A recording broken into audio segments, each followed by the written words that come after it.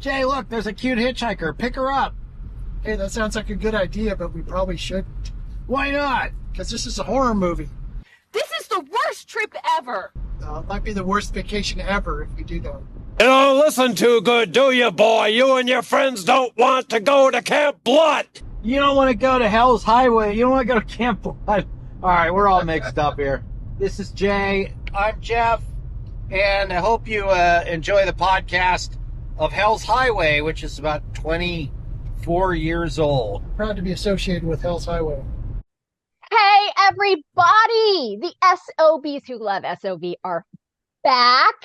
Thank you to Jeff Leroy, the director of Hell's Highway, which we're talking about today, for putting together the cool little video that he and Jay, the composer, put together for us. We haven't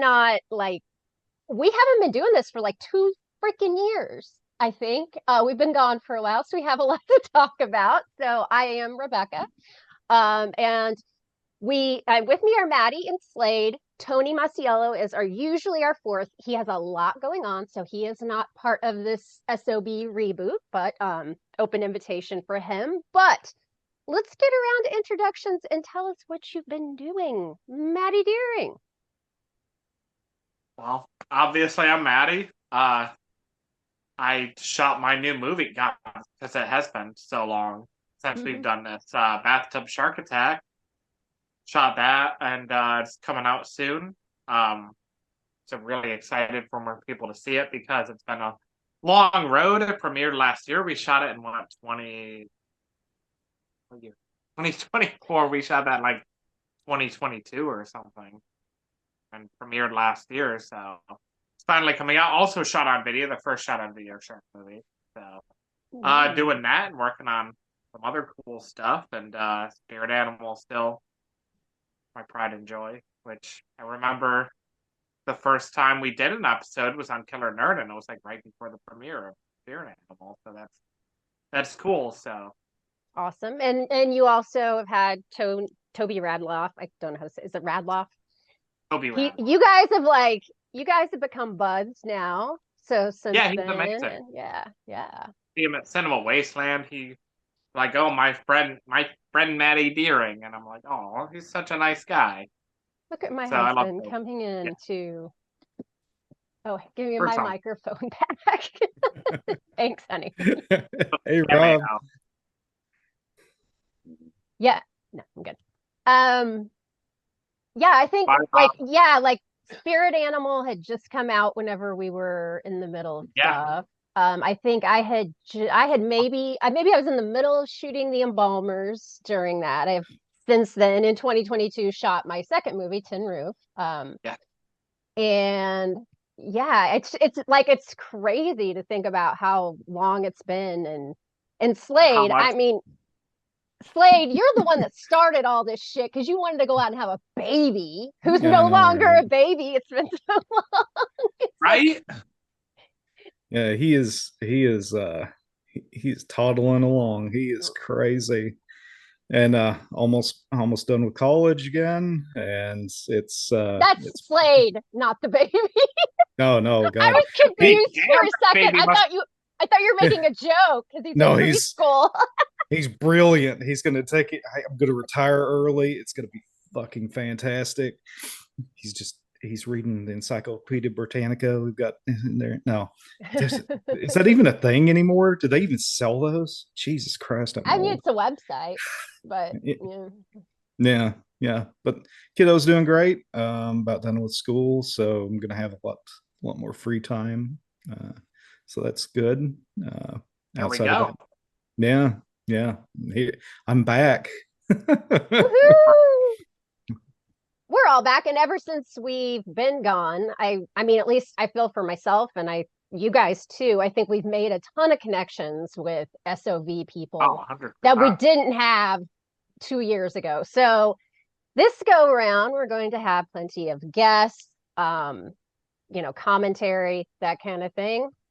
New SOV, there's quite a bit of it out there. And I've got a stack of it sitting on my TV stand from Gross Fest. So So we'll be kind of branching out a little bit. And I know Slade, you met up with, or you've hooked up with somebody who is SOV. Oh yeah. I mean, I've met a lot of independent people just through casual conversation online. I've not. I pretty much completely closed all my social media, but I've been keeping up with people through email and whatnot. One really cool guy that I met, his name's Frank Pop Jr. You should totally check him out on Chainsaw Dinner Party on YouTube. He's got a movie called Mulch that is absolutely fantastic. You should take and check it out. He's put it up for free.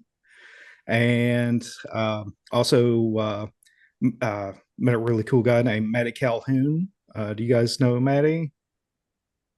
No, I don't think so. Yeah, he's got he does a lot of shot on video shorts. He works with God, let's see. He's got a movie coming out, Collins, Creepy Collins and Company. Oh, Yeah. works with Harry Collins or Yeah, and oh God, why can I not remember his name I right know now? guys. I don't know if I know that director, but I Yeah, know of him. Yeah, he's out of Pennsylvania too. He took Yeah. work with Nathan Hine on Yeah, on Nathan Hunt. yeah, they're taking it. He's in that too with Maggot, and that's the trailer for it looks hilarious. I can't wait to take and check it out. But Maddie's a super cool dude. Check out his stuff on his channel. But yeah, I've met a bunch of other people, but I could just sit and just spew Yeah. on about it. I'm sure, like you guys could, Yeah, it's been 2 especially at years. especially at Gross Fest. God, I want to go to Gross Fest and Cinema Wasteland so bad. Why does that have to be so Yes. far away? So Cinema Wasteland is in 2 weeks. Are you going, Slade? I know there was a possibility. I don't know. I want to terribly. And that's It's like a 5.5 hour drive. I So know, but it is for me too, and I'm gonna do it this time because I reserve my room so that I don't have an excuse. You can Yeah. sleep in the other bed if you want. I was gonna say you could crash on my floor. well, The other bed sounds probably better than my floor, but hey, there's options. That's all Yeah, I'm saying. yeah. We'll take Somebody and will let see. you. Yes, somebody will let you sleep on the Someone floor. will let you crash. Yeah. It's tentative right now. Just with kiddo, it's difficult Yeah. to get away sometimes. But I'm hopeful. I'm very hopeful. I know. Hey, then I'm hopeful. Yeah, Yeah. they've got a pretty good lineup of films, and the Hobgoblins Yes, reunion. yes. I'm kind of stoked about meeting Rick Sloan. I've never met him. I've talked to him online a bunch, but I've never met him, and that'd be kind of fun. Yeah, for sure. Yeah, Gross Fest. So Maddie and I were at Gross Fest a month ago or earlier this month. That was super Yeah. awesome. Yeah. Yeah, early August. Really? It was that long ago? Jeez. Wait a minute. Yeah, Yeah. Wait, it was late August. I think it was late August. it was the first weekend of August. No, it was. It was the first weekend of August. Okay. was. So Like, it was what, 6 and weeks then ago. It was a bit ago. Not that long ago, but yeah, it was a blast. All right. Well, we're just going to get into this movie, and I'm sure we'll talk about a million other things, including, for those of you who remember, since we are watching Hell's Highway, which is all about a hitchhiker, Slade was a very Oh, God. prolific hitchhiker picker-upper. We've already gotten a really good story out of him before, so I'm sure one will come out of this. But Hell's Highway is from 2002, directed by Jeff Leroy, as I said before. This features Lucinda Dollar, who was also in another one of his movies with Ron Jeremy, who was in this as well before well, I'm assuming he was probably really sketchy then. We just didn't really know how sketchy he was back in 2002. Yeah. The Ron Jeremy thing was kind of a fun little cameo back then. We knew.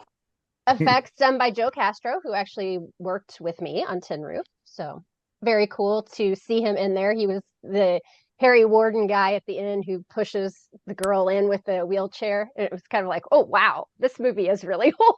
Like Uh, I will honestly say, and I don't know if it's my age or what, but like if anything happened after 2000, to me it was like a couple years ago. And Yes. it's blowing my mind to think of things that happened in early 2000s being 2 decades ago. Like I just can't wrap my head around it. And like I watched this movie and like I feel like everybody's dressed like, normal, there's nothing right, like their hair, it's not like whenever it was like the 90s and you watched an 80s movie and just you had this culture shock whenever you would see like all the different trends. There just hasn't been like that huge change or something. I don't know. To me, I don't know. Whenever they pulled out the Nokia flip phone and the pager, now that brought me back down to earth. talk about the pager. So, yeah. So we picked this film because this is one of Maddie's favorite movies. So Maddie, what is your association with this movie? So I remember seeing the trailer for it on like I think it was like Carnage: The Legend to Quilt Face. One of those old brain damage like shitty VHS movies, which I actually like that movie too. It's not good, but this one's good. But anyway, I remember seeing the trailer a lot, and I was like, "Oh, this seems really cool." And actually, I'll never forget the first time I watched it was after I moved to Pittsburgh, and I had my first like Easter, and I had roommates, and it was like my first Easter alone. So my roommates were out doing whatever, and I was like, "Oh, well, I'm gonna get KFC, and I'm gonna rent this movie on Amazon Prime because I always wanted to watch it." And that was the first time I saw it, so it's like really good memory of just like spending a nice holiday watching that. And I watched another movie too, and I don't remember what it was. It wasn't as memorable, huh? Yeah, but I've always loved this movie. Like I just remember the trailer fondly, always seeing it and always wanting to see it, and it came in some of those, uh, those 50 movie packs or whatever. Yeah, So which is how I watched it. That decrepit, yeah. whatever. I can't. It's like, yeah, that has all like the 90s and 2000s stuff on it. Yeah, I think that one's got Goblin in it too. Which It is does. fantastic. It's got a lot of Todd Sheets old stuff in it. I Yeah. haven't really watched a whole lot from that. Like, I mean, I've seen some of the movies, but I haven't watched a whole lot from it. I just got it because it was on eBay and it was like really cheap. And it was missing because it was missing 2 discs, but one of my friends had bought it from somebody and they had 2 of the same disc, which is one of the ones missing out of that set that I was on eBay. So we did like this big swap thing. But Mine's missing 1 disc. yeah, So- I honestly have never seen one on eBay or never heard of anybody getting it without it missing 1 disc. It's the most bizarre Yeah, thing. I had 1 disc, and I don't remember which one, but I was actually just recently watching all the Todd Sheet stuff on there, and they're pretty great stuff. So what about you, Slade? What is your history with this movie? Oh, I remember taking and seeing it, much like Maddie with seeing it. Brain damage, pretty much anything brain damage that I caught out, I would take and pick up because even if it was not great, it still catered to gore hounds and stuff where you'd get a bit of violence and things like that. I remember a lot of films like Kill 'Em and Eat 'Em, Dark Places, like God, what was another one? Oh, Abomination, and a Goth, which I believe Phoebe Dollar was in that as well. That one's super fun. All right, so yes, it has just come to our attention that it is a holiday. Maddie, would you like to show us the birthday boy? Oh, it's Brutus's birthday. 7. He's 7. 7. Look, Grows teeth up are all- so fast.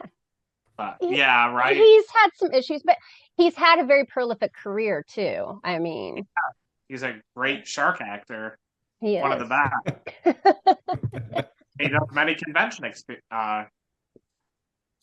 appearances. Yeah, Convention. And gives autographs. he's been all over. Yes, he has. Okay, so sorry for the little segue and the me having to go and pay for Zoom so that we could keep this going. I noticed you started staring, and I was like, "Oh God, do I need I was to? just like, do I need to keep going?" I haven't done this for guys. That's how out of practice we all are. That's part of I came at this way different. So, but I also have a little bit different timeline than you guys. I'm a little bit older than you. 2002, I had my baby. So, like my life was totally different. I was not watching a lot of like what I would call extra movies. Like my husband at the time didn't like to watch anything that I like to watch. So pretty much everything I watched was like higher budget, you know. I still like at that point in time too, I was still watching like Asian horror because I think our mom and pop kind of closed down and all I had was Blockbuster. So my other stuff, let's say, was more like Asian horror. So I had never seen this and I haven't seen many of the movies that are on that 50 movie disc, or the one that I have must be like 46 or something. But I haven't seen a lot of those movies. We'll just get into the movie itself. I really like this movie. I think it was really well done. And it's really well written.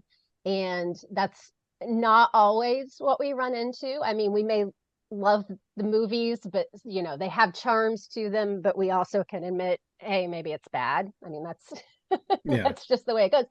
But I think Satan's this is playbook. huh? Satan's playbook or whatever. Yeah.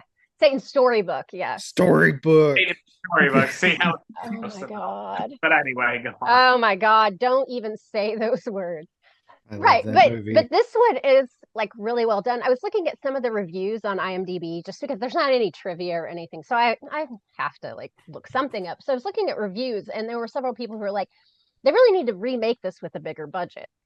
And no, and I'm like, no. But to me, like for like an average person to say that about a shot on video movie is actually a pretty good review, you know. I think it's great. I think the way it's shot really kind of adds to it. It makes it a little more found footage before found footage was oversaturating the market. So I like the graininess. I like the acting in it. Both of the blondes in this are not very good actors. Because I even have on here, it's like Blondie 1, and I have quotes, and then Blondie 2, which Blondie 2 was the worst. Whenever she was getting ready to get killed and she gets in the car, all of her friends have been killed. She just sits in the car and goes, "Oh my God. Oh my God." Oh God. Oh, I wrote that down too. I was just like, she says, "Oh my God," about 20 times. But that's okay, because that bitch Sharon, never liked that bitch Sharon. So I think that was Sharon. I don't know. But it goes well together. Because I was like, I don't like that bitch Sharon either. She's not a very good actress. But no, we start out, so we won't really do this like play by play necessarily, but the plot is there is a hitchhiker who is a very young, pretty girl who looks very unassuming. She stands out on the same quarter mile of a highway. We'll talk about that. And she picks people up and she kills them, but she also seems to be immortal as well and tells a story of what is it, of a pioneer lady who basically had to eat her husband, right? Yeah. And so she's telling this story over and over. You guys can tell the story better than I can, but she's telling the story over and over. So you kind of assume we're going to get a flashback of her in a bonnet at some point, but we never get that. And I like that. It was not what I was expecting. Yeah, I think she kills literally every fucking person that drives down that road from the sheer amount of crosses along the side. And the crosses are literally right next to the road too. There's like right, and in a cluster. Yes. And I love it whenever the fake priest or whatever in the very beginning, whenever he kills her, he buries her right there too. Like, I don't think that's customary. I don't think they usually bury the people where they got killed, right? El Diablo. El Diablo. And there's like a car coming right down the road as he's doing this too. I'm like, okay, apparently nobody cares. All right. It's great. Yeah, it is great. My favorite part of that kill was he picks up this bottle and it's a plastic jug and it's just in like label maker tape just says holy water. I know. I'm like, I label maker. Freaking awesome. So I mean, we don't talk spoilers. We don't care. But so what do you guys think about the actual, like, who the actual person or people are? Like, the first time you saw it, did you see any of that coming? Because I didn't. So basically, at the very end, we end up at a medical research facility. Yeah. With Yeah. paneled walls. But I did not see that coming at all. There's a lot of no, red herrings throughout. Like, it's like I was made to believe, like, when the preacher was taking and having that bottle, when she drank it, I thought it was holy water. I think when I took and rewatched it, because I'd forgotten so much about this film, and I was like, what? Oh, isn't it supposed to be? But yeah. It does a pretty good job of going back and forth with it, but I'll take and give you my full analysis a little bit later when we get to a particular scene. Okay. So essentially what we end up with was a cloning experiment, and what we saw at first was Lucinda 1, followed by Lucinda 2 killing the priest. So I guess they just hung out in pairs, hanging out on this highway or whatever. But I thought, I mean, I guess, once you watch the whole movie, it's different. But I thought that he really was a priest trying to, knock down the evil or whatever. And all these crosses were from her. But apparently it's just, oh, sorry, go ahead. I was just saying that's what they want you to think, obviously. Yeah, and I did. I bought it hook, line, and sinker. So good on them. Yeah. But I do love that it is the same little stretch of highway, and every time she ends up at a different set of crosses, it's just the same set of crosses. Those are the charming little things, of course, we love. But but then we go on to our kids. Anybody want to talk about the kids? The troubled kids taking and making their way they were going to LA, right? From LA was their final destination. From Pennsylvania. Yeah. Mm-hmm. Yeah. They say you're friends from Pittsburgh in the movie. Pittsburgh represents. Wow. Yeah. Yeah. Yeah, these kids I pretty much hated from the get-go. That their goal was to, quote, drink as much booze and see how much booze and drugs we can consume. Woo! Look at my titties! Look at my titties! Yeah, they're obnoxious. Yeah, they were very. And the guy's girlfriend is just totally okay with it. She's like, no, isn't that cute? Oh my gosh. But okay, I'm out of sorts because I never use notes, and now I'm using notes. I was gonna say I didn't, so oops. Well, I'll keep it going. But then they pull over, and if you didn't already hate them, which the brunette Sarah, they already set her up as being the one that you're gonna like or care about or She's whatever. the only decent out of the bunch. But they pull over, and Blondie number 1 dumps her trash on said cluster of crosses. Who in the fuck does that?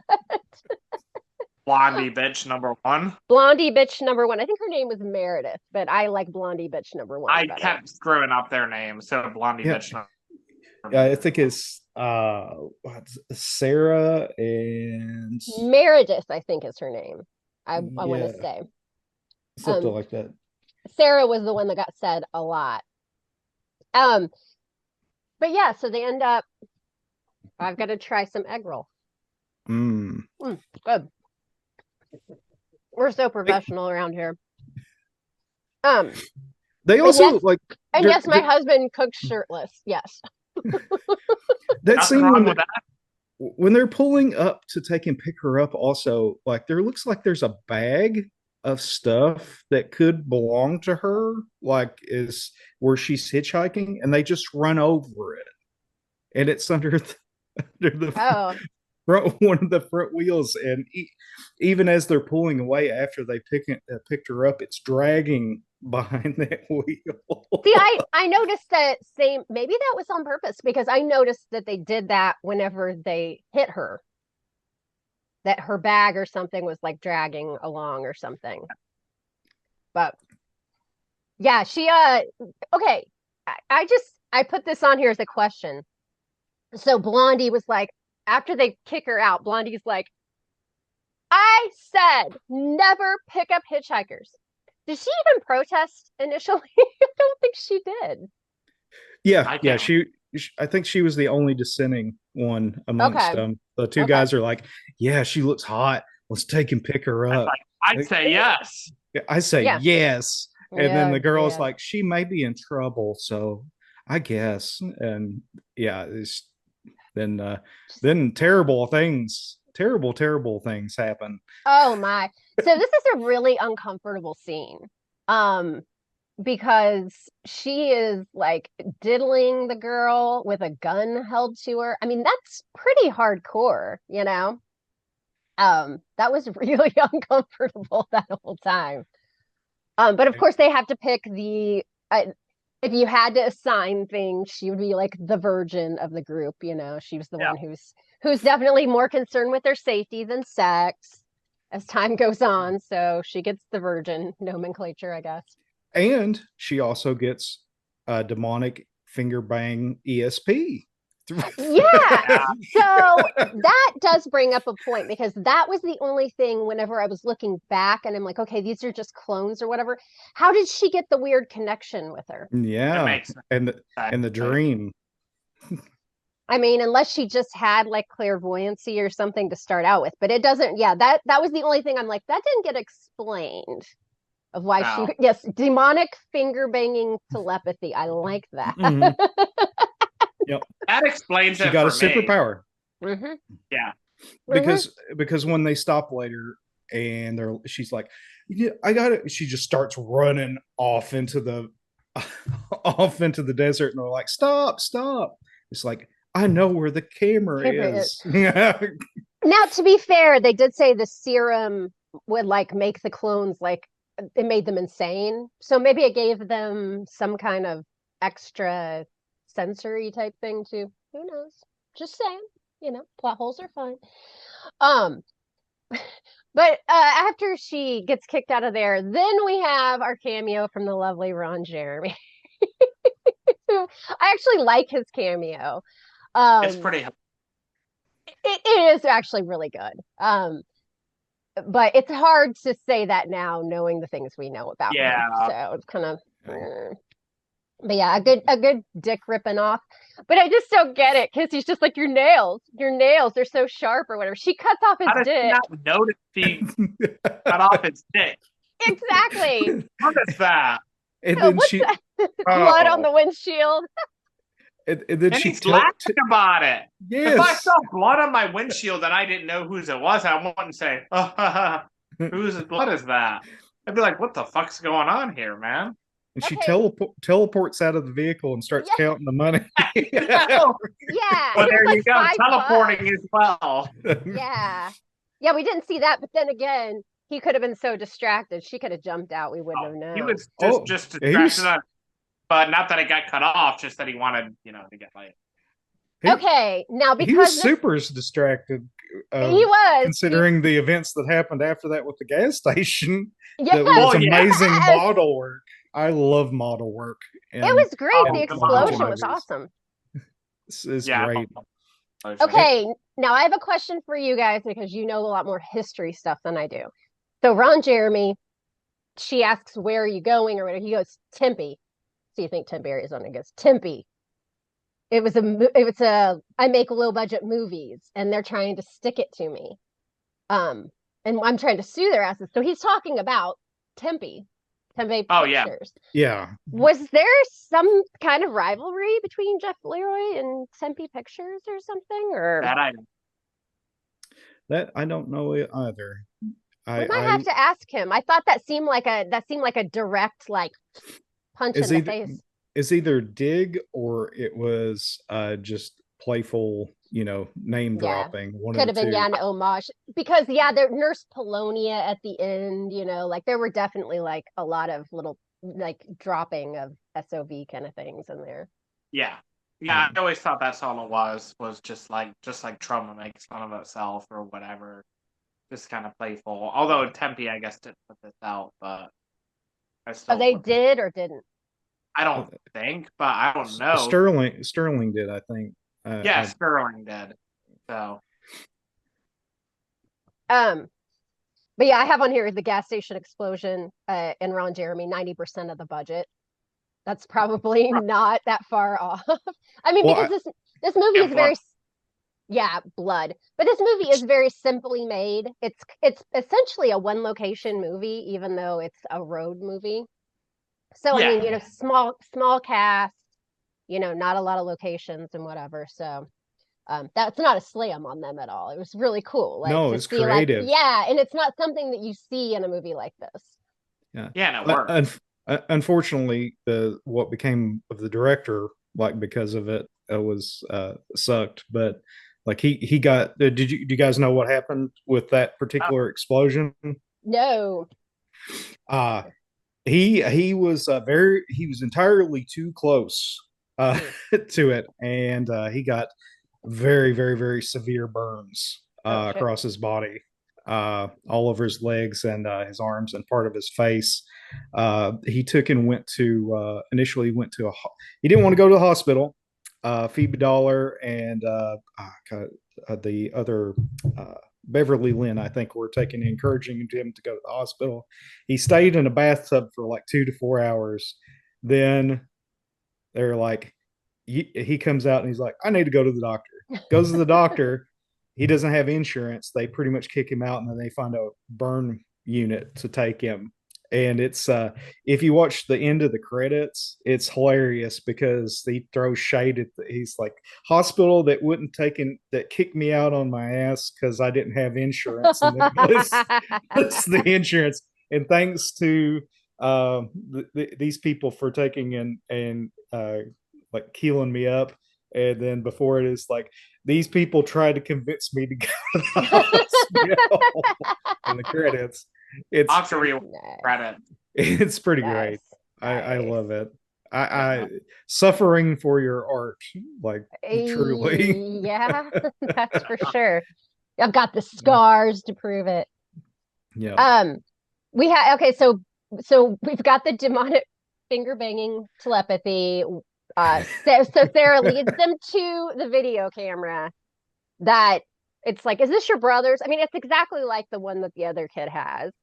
And it's just like, is this your brother's? Oh, I don't know. It looks like it, you know, like, oh yeah. What? And it's just like, oh, it takes a different battery. Okay, there's a tape in it. I don't know why they don't just put the tape in the other one, but I didn't look close enough to see if they took the same kind of tape. They're the brightest.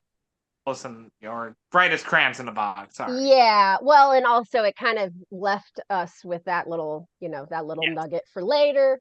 So whatever. But yeah, I love it whenever like the Nokia phone, the pager. It's like, oh yeah, those are the days, man. I love when they call this pager. It's like, my brother's okay. Yeah, like, yeah, okay. Right. Just because a number hit your pager doesn't mean anything. And yeah, then he just totally accepts it. Like, at some point the guy has a little bit of denial that anything could be wrong to his brother, but like, I think he's being like way too like laissez-faire about, because then immediately, let's go get drunk in camp. Yeah, really? Yeah. Let's not go to the hotel. Let's like not go to a civilized area. Let's just take not the crabs in the box. We've never seen Hills Have Eyes, have we? Yeah, like, we're gonna go to this remote place. And I just watched Race with the Devil the other day, and that's exactly what I thought. Whenever they were pulling in, I'm like, you're dead. But the camp out did lead to a lot of cool stuff. Yeah, it did. It did lead to a lot of sex as well, but not very awkward. But I gotta say, man, that's where I totally was like, okay, her boyfriend, fucking just kill him. He's sitting there trying to make out with her after she's been molested with a psycho with a gun in front of her boyfriend and two of their friends. And he's trying to make out with her and doesn't understand why she might be a little uptight. It's just Yes, she's uptight. fine. Okay, I guess. So okay, cool stuff during the camping scene. That dream sequence was fantastic. I loved every bit of that. That was you got really cool demon with Nickelodeon gag hands just coming out. And I don't know though. When I had taken and rewatched it, I had taken and rewatched that scene a couple times, and I'm not sure if it's her because she hears somebody out like calling out and screaming, and then she goes towards them, and then she gets attacked by the demon. But is the demon already in the progress of having its tentacled way with another woman? Because they do a quick jump cut, and she's like pretty much completely no clothes on. And I was just like, is she taking and seeing the physical or torment of the soul of that particular woman that's in the story that she's connected with now? Like it's so that was Or is it that actress didn't want to do nudity, so yeah, you got stump boobs. So yeah. Exactly. Not one to mince words, are you? No, I'm kidding. No. I love the stop motion that they use in it, and just like the editing, and like it's super creative. But yeah, it was like almost like a fever dream at that point. Like I wasn't paying attention, I don't think, to like the actual, like what was supposed to be going on. I could have, like, as they taken transitioned over into an ethereal look towards the end, where they're trying to get you to convince you that it's really got something to do with hell. It really reminded me of like Brian Fallen films, like where it's kind of like a black metal kind of look to it, and just lots of fog and creepy colors, and I love that shit. So cool. But I really love that scene. The stop motion was fantastic, super fun and creative for just such a short little point in the movie. And another cool thing that happens directly after that. So when they get back in the car, and bitch face, I guess this is Lucinda 3 at this point. I'm not sure. I kind of lost track. Well, I didn't lose track. I found out later. I need to rewatch it. But she threw that knife through the window, and like just that shot of the knife like going, like spinning and going to the window. That was super cool. I like that, but in what universe did she think attacking a moving vehicle with a shovel was going to work out favorably for her? She's insane. She's an insane clone. I know whose growth has been sped up. Come on. We don't know this woman's story. Lucinda 3. Exactly. It's so fun. It's so fun though. But dude, whenever they run over her, I mean, this is by far my favorite sequence. It's my favorite too. And I remember it from the trailer and being like, oh, this looks fucking awesome. And that shot of like running over her head and whatever, her body and blood splatter. I was like, this looks fucking great. Yeah, it's like, where's her head? Where the fuck's her head? Like, good question. How the car decapitated her, not sure, but the best part is how long they play out the gag. It is great.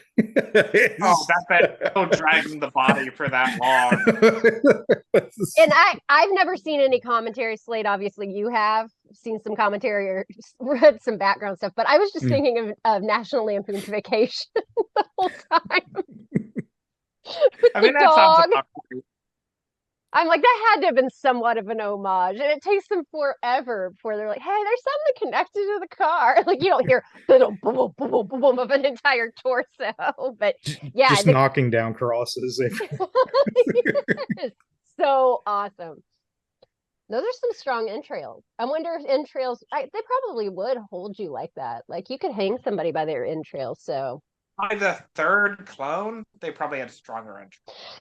Very true, very true. And that's another question too, Maddie, is like, did did they all, like all four of them, were they just like identical clones and all raised up at the same time, or were they like staggered? Like, did Lucinda 1, like, was she around for a long time before Lucinda 2 came around? I don't know. I don't know. I guess for as explaining as the movie got at the end, I feel like maybe that should have been answered, but I don't know. I was trying to think if they answered that at all, but I don't think they did. Yeah, they just kind of said. Oh, I mean, the way he said it was basically would make you think they did all four of them at the same time. yeah, or close. Yeah. Yeah, because now with using her, like that was going to get them to the next level. Like that was just one like contained experiment. Like they didn't have any progress throughout that experiment in their paneled room. I love that. I can't even read my handwriting here, but I know what I'm talking about because I put Mexican standoff with phone and pager. I love the fucking sequence. That is one of my It's so good. hilarious. It makes me feel old though. Again. Well, I mean, yeah. And the fact of the matter is it went on for so long. So, it's like they make the phone call and it's like we have to go to the tower, we have to go to the satellite, we have to go back down to the tower, back down to the pager. And really, you know what? In 2002, that's really not that far off. Gonna say people not would at watch all. that and be like, "What?" I mean, I'm just surprised Yeah. they weren't doing this because they're out in the middle of nowhere. It's like, hold your phone up. It had an antenna on the phone, which is great. At least we had gotten, as a society, we had gotten to the little nubby antennas instead of the ones you actually had to pull out. Yes. Back home, like cell phones were pretty much non-existent. Nobody could take and use them Well, you where I wouldn't have had lived. any signal, would you? Yeah, and that's kind of part of the reason why I ended up picking up so many hitchhikers because it was part of the culture. It really is. It's because Don't blame technology on your bad decision. Yeah. well, everybody, so many people are poor, don't have cars, and they just walk everywhere, and they will literally walk for 10, 20, 30 miles to take and go to the grocery store sometimes. And it's just because they're so poor. And a lot of times, my grandfather, my father, my uncle, like growing up, I would see them take and pick up hitchhikers because they were always people that were disadvantaged. So, like if your car breaks down in Appalachia in certain parts, you might not have another car pass you for 45 minutes, hour, and then it's crapshoot whether or not they'll even take a drop, stop for you. So it's it's kind of crazy, but it's also very scary. Very scary. So you're saying you would have picked Lucinda up. I did pick Lucinda up once. Oh, okay, here we go. I'll have to put in some kind of music cue here. Yeah, you need some type of music. Oh God. Slade spooky hitchhiker stories where he almost died. All right, do tell. Okay. Pretty much every place that I ever worked, I had to drive anywhere from 45 minutes to an hour, right? So I'm driving back. It's about 1:00 in the morning. And there's this, where we were living in particular, there was this long stretch of just wooded area, just hardly any shoulder. And I see somebody with a hoodie walking on the side of the road. And I'm just like, dude, it's like 30, 40 miles, like before we can take and get out to the town. And it's probably maybe at least 10, 15 miles before you take and get to a house. I'm like, what the hell are they taking and doing out there? So my brain goes to, hey, we should help them instead of what the fuck are they doing out here?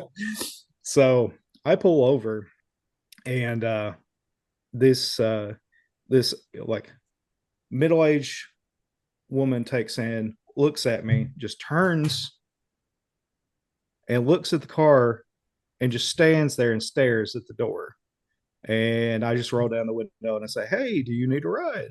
She goes, "Yes, yes." And at that point, like, just hear her voice. I should have known that something was weird. But, I was, Revancouver, general cool Christian, supposed to take and do, treat people right, I'll be protected. So, and I always kept a weapon in there though. So, with the protection, that's like my confidence in that. Security. Yes. So, but she gets in, she sits down, and I say, how far are you going? And she says, just down the road. I say, okay. How far down the road? Doesn't answer me. Just say, just okay, I'll take and drive you. Just tell me when to take and stop. So I drive. I just say, hey, do you mind if I smoke? She says, no. Do you want a cigarette? No. It's like, is everything okay with you? Are you in trouble? No answer. If there's something going on that you need to take and maybe talk to somebody about or go to a police station or something, I can, take and go a little bit out of my way to take you there, make sure you're all right.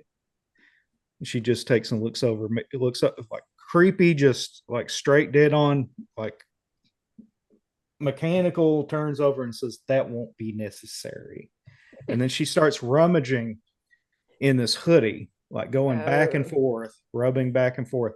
And I'm just like, okay, I picked up a problem. So we get down the road about maybe 5 minutes, and she says, stop the car. And I reach over with my left hand, and I'm just got down on the side of my seat where I keep my stuff, and I say, is everything okay? Like, you still got a ways before there's even any haulers or roads or anything that, she said, she just looks on, I will be fine. Don't worry about it. Oh my God. Worry about yourself. My gun would have been out. and I say, okay, that's fine. I just want to make sure you're okay. I hope you have a great evening. Just be careful, okay? And she just takes and opens the door, like sideways glances at me, and then she takes and steps out of the car and then starts walking in the direction that I'm driving. Okay. Maybe it really could be that she got in the car and then thought you were freaking regretted her decision. Never know. I don't know. Like, it goes back and forth with just like easy target for theft, or like she's looking to take and hurt somebody, or I don't know, but like she would have had to have walked at least another 10 miles before there was like a holler or something that she could take and walk. Well, not to mention, I'm sure it was probably a long time before she would have gotten to where she was too, the way it sounds. Yeah, in the middle of the fucking night. So, the hobby. Wow. We are so lucky to still have you here. I've got some funny ones. In the first place. I've got some really funny ones too, but I'll save those for a later date. But that's the spooky one that outside of the last the Texas Chainsaw Massacre guy. Yeah, who's a sweetheart, but he had some problems. So it makes you wonder, like, what hitchhikers. Don't pick up hitchhikers. Yeah, I mean, in this day and age, it's really a bad idea. I mean, I want to be nice to people, but it's hard. I mean, you've got to like weigh the options. I mean, I wish I could be like that. Like, I could just be like, I'm gonna help people, no questions asked, kind of thing. But I've seen too many movies. I might still do it if I had the truck with like a a large bed and a reinforced back where they couldn't take and get in or anything. Yeah. Just hop in the back but yeah, no more. no, I don't no more blame you. past. What's hilarious is I get on this podcast and you tell all these stories about you picking up hitchhikers, and I can berate you a little bit, but I know that that was in the past. But then I get on my other podcast, the Slumber Party Massacre podcast, and Maddie knows exactly what I'm going to say. I Freaking do. our friend Carly, she has no sense of danger whatsoever, and like she tells stories of just like, okay, so the last one that she told last time, I guess she was with you, Maddie, like last week or something. She's just she's just like walking across the street, and this lady who is like clearly like apostolic, the ones who have like the big hair, like they never cut their hair and they wear skirts and stuff, kind of like Pentecostal, but I think it's a little different. She stops her and says, "Hey, do you read?" And Carly's like, "Yeah." She's like, "Well, I got this book, but it ended up being a little too like spicy for me. I wanted to know if you wanted it." And so Carly's like, "Sure." So she starts walking with this lady. And the lady's like, "You don't have to come to my car. I can go to my car and get it." And Carly's like, "Oh no, I'll go to your car." Goes to the car with this woman, gets this book that is like some kind of fantasy book where like she's got to do some readings on this, because like some of the stuff she like turned to random pages and it was like Nehemiah rammed her and Oh, God. but we're just like, who does this? And like, and then we find out that her mom, whenever Carly was little, her mom actually got in a van that a guy said he had puppies. And he did. He had the puppies or kittens or whatever. He really did. And I'm like, so it's genetic, right? I didn't know that part. I know. We're just like, what the fuck? She was like getting beer for us, and she was gone for so long, and we were like, what's going on? Like whatever. And then she comes back and tells that story, and like, oh, I put out in my Snapchat. Oh, and then Dave Parker was on that podcast, and he was like, because I guess then they exchanged Instagrams and everything, and he's just like, "Oh, you gotta show me this lady." He's like, "She's bad news." Blah blah blah. And the girl's name was Carla. Carla. Yeah, we decided it's an alter ego, some kind of like parallel universe or something. Be careful, kids. Be careful out there. All right. We pretty much we're towards the end of the movie now. We have this like crazy showdown, and we end up with two. I guess we forgot to like talk about. Well, we didn't really forget to talk about, but like they watched the video eventually. After the pager incident. And in that one, there's two of the girls, and then they end up in the big showdown with two of the girls. And it's oh my god. Yeah. Oh my god. Oh my god. But one of them is like, one of the Lucindas now is like half Braveheart with a chainsaw, looking all badass. Oh yeah. Are there actually crazier? I guess. Sorry. Yeah. Are there actually women that like are into the occult that are just like, oh god, I can't wait, I want to go out in the forest and summon Beelzebub and just take and have him ravage me and destroy him? Like there are. Yeah, I mean, based on the movies that I watch, I'd say yes, but based on based on knowing people, yeah, I've never met one, but probably. Most of the goth people I know are some of the most reasonable. Oh no, it's the ones wearing. It's got to be the ones wearing the polo. It's like that pudgy dude, It's like the Carla. Yeah, exactly. The most unassuming ones are the ones you got to watch out for, right? You see someone with like tattoos and piercings and whatever, that's the person you trust. They're fine. They're fine. Someone who's a little too okay. No. Yeah. And again, I've seen these movies. I know these things. Yes. But yeah, that's whenever the girl's like, that bitch Sharon. I never liked that bitch Sharon, because Sharon conjured her up, which is kind of weird because, well, I guess she would have killed the friends before she killed the priest then, I guess.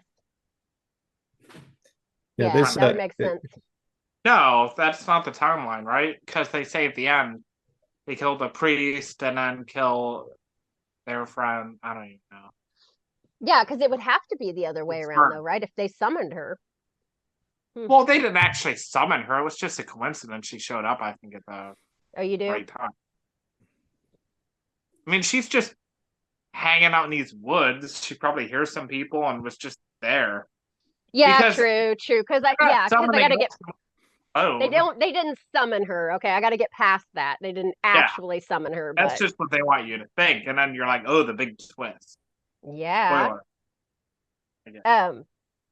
But then it's like, okay, she starts murdering, like she just like comes up behind the blondie number one with the chainsaw, it's great. I But love then but I love it whenever they get the one dude, the more annoying dude. And I mean, she rips his freaking intestines out. I mean, he's like, there's this shit coming out of him. They're like, okay, we're gonna fix you up, buddy. We're You're, gonna be you're gonna be okay. They don't even take and put a tourniquet on or anything. duct tape, It's just, nothing. and Wait, it's you're gonna pay. it's so great. They're just like, oh, you're gonna be okay. Don't worry about it. And then you get this abrupt jump cut where he's just laying on the ground and dead. Yeah. Well, we'll In front come of the back car. for you, buddy. It was It's pretty like, good. no, we won't. No. But yeah, then that's when we find out, like, the Harry Warden guys come in. We find out we get the whole recap at the end, which is, nice, about all the chicks. But then they're gonna make her the next clone. Oh, Sequel? a lot of cool gore effects in that like that final chase scene too. yeah, I think And the chainsaw, sorry to interrupt you, like slices her head is one of my favorites. yes. And I watched the special features with Joe Castro talking about that. And evidently, he just kind of put that together with some latex, some hair, and if I heard it correctly, because I rewinded it twice, a melted down vinyl dildo. Oh, You want interesting. latex? You don't have a party. It's 2002. You don't even have a Party City, probably to go to. Where are you going to get latex? Spencer's. Yeah, that makes sense, really. It's like melting down crayons to make a candle, I mean, But I very was cool. all the gore in this was great, gore especially considering the budget. Yeah, What was the budget of this? Does anybody know? that I don't know. Yeah, and if again the 20 or 2002 thing, I wouldn't even be able to like I think calculate in my head. I think they bounced around like 30 and 20 and 10. So like it's somewhere in that neighborhood. What you I would believe. expect. Yeah. I Yeah. mean, they spent money on the effects and on the explosion and probably had to pay Ron Jeremy a little bit. And that was probably it was like it was very well done with the budget. It was written really well, and that's really the strength of it. Oh yeah. Because the story comes back around. There aren't any, well, there's one plot hole, two plot holes, whatever.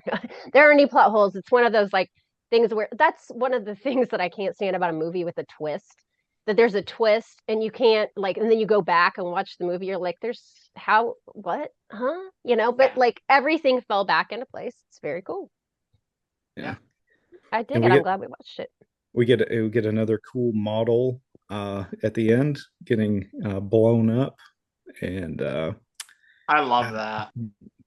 I just love models. I love models and I love dummies in films. It just make me so happy. And just to take an add to the writing, the editing in this film was really, really great too. I felt like it just had a very snappy pace. No, you didn't really have much time to take and be bored. They were always taking and dropping something, and sometimes with low budget films, you get they can drag in certain elements, and I didn't really feel that way with this film. Yeah. They always had something Yeah. to show. Yeah, and that is one thing we've talked about before, that like just because of how they had to edit a lot of the times, now fancy people like Maddie can digitize VHS and edit. I can't even Yeah. imagine editing on tape. Yeah, I Yeah. mean, editing on tape, I mean, like, you're not going to be sitting there going, okay, I need to get that one little frame out. You're not going to And be you're not doing good at that kind of thing. You can't. Yeah. I Yeah, want to but the say this editing and it was was strong. I want to say this one was Super 8, if I remember correctly. But I'm not 100% sure on that. It looks shot on video. it. Yeah. Does. Like Yeah. I could, I'm like like, don't throw that into the mix. I mean, we started this yeah, it doesn't. podcast with something that was shot on Super 8 just because It it does not matter it really doesn't matter. because Yeah. they like the handy cams, the DV recorders that were prominent like in the early 2000s, like they all have that distinctive look, and exactly. it's it can go anywhere from being like almost realistic to like an ethereal look, depending on just the equipment that's taken and used, and how uh, how the genre conventions are kind of just thrown away, and we're going to make this movie the way we want to, and we may not have went to film school, so we're not following these general conventions, so it's got its own real unique feel to it, and Yeah, I love it. Love it, love it, love it. Can't get enough of it. I wish that more people would take and make films like this. Hmm. exactly. I mean, this would Just be tell a like, story and give us blood. Yeah. yeah, movies like this inspired me. I mean, to do Spirit Animal and stuff. I mean, yeah, I did go to film school, but at the end of the day, just grab some friends, make a movie, and shoot it on video or Yep. whatever you have. Yeah. Just make it. Yeah, Yeah, it's my turn now. Yes, it is. it is. It's your turn. How the hell am I going to get you guys like down here to take and record stuff? I need help. I need guidance. Well, we'll figure it out. I have scripts. Well, come to Wasteland. Yeah, And there we go. Come to Wasteland and we'll talk. We did use some kind of what like the old school video store rating system before. Kind of convoluted. Let's just go 1 out of 5. Yeah, like scale 1 to 5. Maddie, what do you rate this? Oh, you know, this is 5 out of 5 for me. This is probably my top 10 shot on video, maybe even top 5. I love this movie. I love the Slade? twist. It's got great character. I mean, some shitty characters, but in general, the villain, everything about it is great. And I'm a big fan of Joe Castro, terror tunes and all that. So his effects in this really probably made me more of a fan of the work. And really, like I said, I hated the kids from the very get-go, but they ended up being a lot more three-dimensional Yeah. throughout the movie than I expected them to be. Where's They my brother? My brother's fine. My brother. My gosh. No, I'm just kidding. But it is funny how much he mentions his brother. So, but yeah, Yeah. I mean, characters I think are fun, and it's just a fun story, and yeah, I really enjoy it. I think it's one of the best shot on video movies, in my opinion. Slade. Mm, mm. 4 3/10 stars. No, Oh, yeah. There we go. Come on. I would say this is a very solid 4, maybe 4.5 for me. I really enjoyed it. Yeah, there are certain things about it that were, I feel like, which was kind of confirmed in some of the things that I've taken and read, is that they didn't really know how to take and end it. And I personally would have very much liked for them to go down the hell route, like, and just have like more cool, crazy, like demons and shit take and pop out, and then they take and show up having had been hit by the train that was kind of alluded to earlier. However, the clone thing is fine. It's fine. After having rewatched it, like maybe it went down a little bit for me, but it's very solid, incredibly watchable. A lot of talented people. Go watch it if you haven't. It's a lot of fun. Yeah, I think I'm going to go in at a 4 out of 5, and I think a rewatch. I think I will go up to a 4.5, just because it's I want to go back now that I know the end and watch it. I personally, the clone thing really it surprised me, and it wasn't like weird and stupid and contrived. It was out in the middle of nowhere. It seemed plausible, whatever. So that actually kind of gave it some points for me. Oh, I But love yeah. it. Yeah, it's awesome. All right, guys. Well, we're going to try to do this once a month. No, we're not going to try to do this once a month. We are going to do this once a month. So if you have any suggestions, put them in the comments. There we go. Right. And it's a very cool cover too. Yeah. Yeah, beautiful release from Vision. Definitely worth picking up. Any fans of the movie? Sorry to interrupt you. I meant to show this earlier. Yeah, TerraVision is a great label. It's they're taking a release in a lot of cool stuff. I took and watched oh god, Welcome to Hell here recently, and that was a lot of fun. Just One I haven't. super fun. Highly recommend that one. They're taking and releasing so many of like the Cannibal Campout, Wood Chipper Massacre, yeah, all the camp motion stuff. Yeah, I hope that they continue to take and give the premium treatment to that stuff. Rock on. All right, guys. We will see you next time. Signing off. Have a good day. Happy birthday, Brutus. Happy birthday, Brutus.